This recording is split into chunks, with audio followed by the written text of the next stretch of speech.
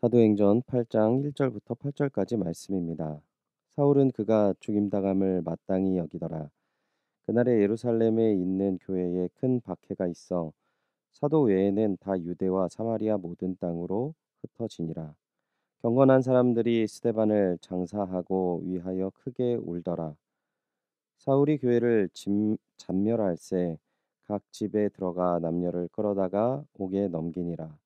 그 흩어진 사람들이 두루 다니며 복음의 말씀을 전할세 빌립이 사마리아 성에 내려가 그리스도를 백성에게 전파하니 무리가 빌립의 말도 듣고 행하는 표적도 보고 한 마음으로 그가 하는 말을 따르더라.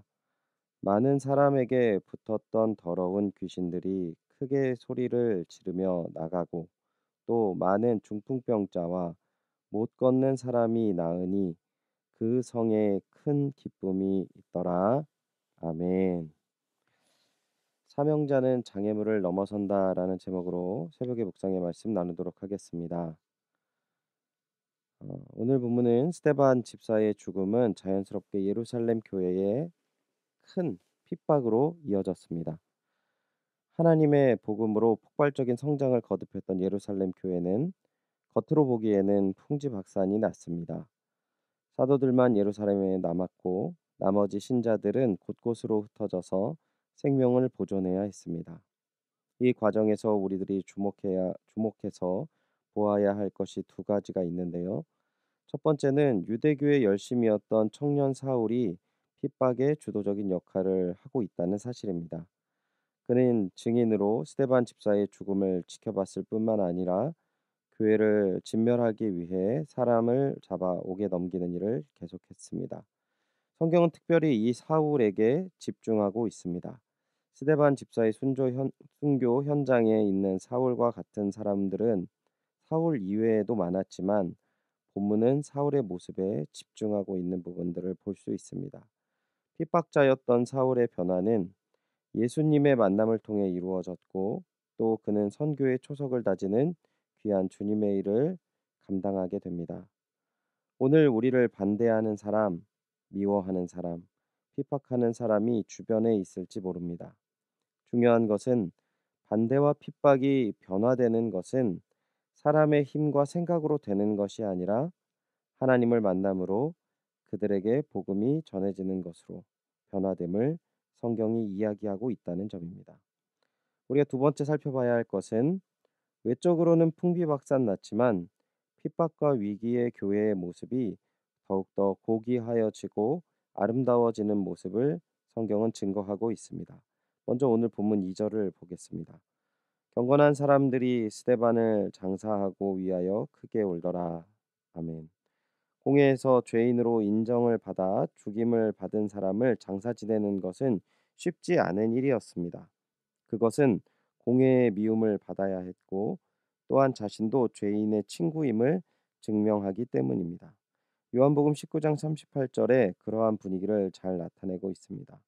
아리마대 사람 요셉은 예수의 제자이나 유대인이 두려워 그것을 숨기더니 2일 후에 빌라도에게 예수의 시체를 가져다 가기를 구하매 빌라도가 허락하는지라. 이에 가서 예수의 시체를 가져가니라. 아멘. 예수의 제자였지만 두려움을 가질 수 있는 상황이었고 그 두려움을 뛰어넘을 때야 이러한 일들을 가능하게 했던 것입니다.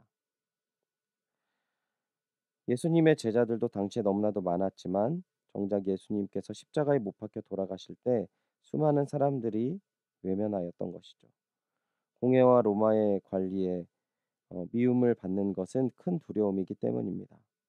하지만 아리마대 사람도 동일한 두려움을 갖고 있었지만 예수님을 장래 치루었습니다. 마가복음은 이 요셉을 이렇게 표현합니다. 존경받는 공회원이요 하나님의 나라를 기다리는 자다. 오늘 본문 2절에 스데반의 장례를 치르는 사람들을 또 성경은 이렇게 표현합니다. 경건한 사람들이라고 표현합니다. 신앙은 삶에서 자신의 옳음을 증명하는 것이 아니라 옳은 길을 가는 것입니다. 한 가지 더 교회의 모습을 살펴보면 본문 4절을 보도록 하겠습니다. 그 흩어진 사람들이 두루 다니며 복음의 말씀을 전할세라고 이야기하는데요. 흩어진 사람은 누구를 이야기합니까?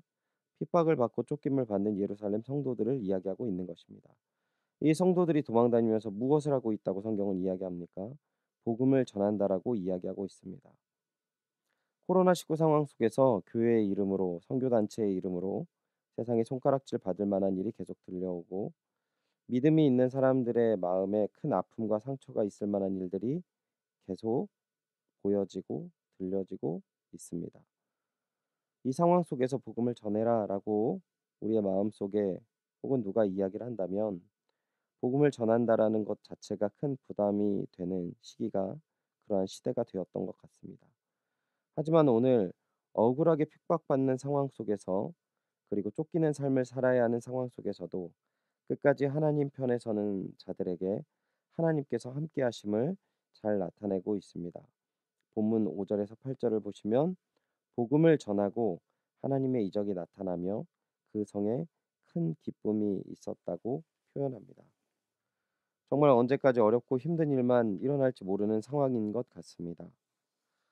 하지만 아름다운 성도의 모습을 통해 하나님의 역사는 멈추지 않고 계속 되어지며 더럽고 부족한 모든 것을 씻어주시고 채워주시며 새롭게 하실 하나님의 귀한 은혜와 사랑, 우리 연희교를 통해 다시금 시작되며 증거되어지는 귀한 하루가 되시기를 주님의 이름으로 축원드립니다. 기도하겠습니다. 하나님, 오늘 초대교회가 핍박을 받는 상황 속에서 어떻게 아름다운 모습으로 주님을 따라갔는지를 잘 살펴보았습니다. 주님, 오늘 주님을 바라보고 주의 복음을 전하는 것이 참 쉽지 않은 시대가 되었습니다.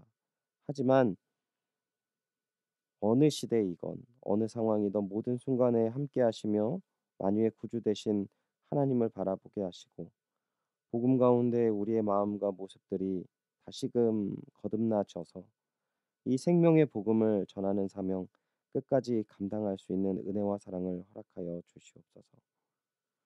어렵고 힘들지만 주님을 사랑하는 마음으로 예배하며 주님의 때를 기다리는 귀한 우리 성도님들과 함께 주님의 큰 영광이 드러나는 저희 연희교회 되어질 수 있도록 연희교회와 함께 하시고 은혜와 사랑을 베풀어 주시옵소서. 허락하실 귀한 은혜와 사랑 감사드리며 이 모든 말씀 주 예수 그리스도의 이름으로 기도드리옵나이다. 아멘. 말씀을 기억하시면서 오늘 주님이 주시는 믿음 가운데 장애물을 뛰어넘는 귀한 믿음을 주시옵소서 기도하시며 나아가시기 바랍니다. 담임 목사님 청빙을 위해 기도해 주시기 바랍니다. 청빙의 절차가 진행되고 있는 과정에 있는데요. 이 모든 과정 속에서 하나님의 귀하신 뜻이 이루어질 수 있도록 기도해 주시기 바랍니다. 연희교회가 십자가에서 죽으신 주님의 뜻에 그 은혜에 감격하여 힘있게 믿음의 길을 걸어갈 수 있도록 이끄실 수 있는 목회자를 모실 수 있도록 기도해 주시고요. 담임 목사님 청빙 과정 가운데 모든 성도들의 마음이 하나 되고 기도에 지치지 않으며 경건한 생활에 충실한 성도님들을 되어질 수 있도록, 그리고 청빙위원들에게 분별력을 주시고 사람의 생각과 방법이 아닌 오직 주님의 뜻과 방법으로 준비된 목회자를 모실 수 있도록 기도해 주시기 바랍니다. 그리고 코로나19의 조속적인 종식과 교회와 모든 성도들의 안전을 위해서 끝까지 기도해 주시기 바랍니다. 오늘 선교사님을 위해 기도하실 때는 순회 선교단에서 수고하시는 김현지 선교사님 사역과 가정을 위해 기도해 주시고요. 특별히 우리 강춘자 권사님 불면증과 공황장애로 고생하고 있는 가운데 있는데요. 이 모든 과정 속에서 하나님의 치유하심과 회복하심이 있을 수 있도록 우리 강춘자 권사님 기억하시고 기도해 주시기 바랍니다. 2021년 청년부 동계 수련회를 위해 함께 기도해 주시기 바랍니다. 2월 5일 금요일부터 7일 주일까지 사귐 그리고 누림이라는 주제로 청년부 온라인 동계 수련회가 진행됩니다. 진행되는 모든 과정 가운데 하나님께서 역사하셔서 은혜롭고 순조롭게 진행될 수 있도록 수련회 기간 강사로 섬기시는 박대원, 송준기 목사님께 성령의 충만함을 부어주셔서 하나님의 말씀을 잘 전달해 주실 수 있도록 청년들에게 수련회를 사모하는 마음과 온라인으로 함께 참여할 수 있는 환경을 허락해 주시고 구원의 은혜를 누리는 복된 수련회가 될 수 있도록 기도해 주시기 바랍니다. 다 같이 기도하시겠습니다.